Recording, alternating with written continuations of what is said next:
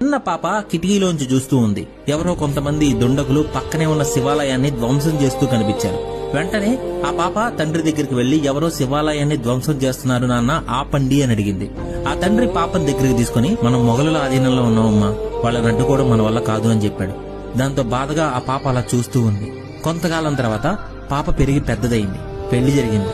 ఒకరోజు అత్తవారింట్లో గుమ్మం దగ్గర నిల్చొని బయట చూస్తున్నాముకు కొంతమంది దుండగులు ఎదురుగా ఉన్న దేవాలయం ధ్వంసం చేయడం కనిపిస్తుంది. వెంటనే భర్త వద్దకు వెళ్లి దేవాలయాన్ని ధ్వంసం చేస్తున్నారని ఆపమని భర్తను అడుగుతుంది. దానికి ఆ భర్త, మనం కిల్జియా ప్రభువుల ఆధీనంలో ఉన్నామని, అడ్డుకుంటే చంపేస్తారని చెప్తాడు. ఈసారి ఆమెకి బాధ రాల, కోపం వచ్చింది. ఆమె కొంతకాలానికి ఒక మగబిడ్డకి జన్మనిచ్చింది. ఆ బిడ్డకు చిన్నతనం నుంచే రామాయణ మహాభారత గాథలు, పురాణాలు, వాటిలోని మంచి చెడులు, హిందూ ధర్మంపై జరుగుతున్న దాడులు, వాటిని ఎలా ఎదుర్కోవాలి, ధర్మాన్ని ఎలా పరిరక్షించాలి, స్త్రీల పట్ల గౌరవ మర్యాదలతో మెలగడం, యుద్ధ విద్యలు, ఇలా అన్ని వివరంగా చెప్తూ పెంచసాగింది. ఒకరోజు ఆమె ముందే ఇంకో దేవాలయాన్ని ధ్వంసం చేస్తున్నారు. ఆమె ఈసారి కొడుకు వైపు చేస్తుంది.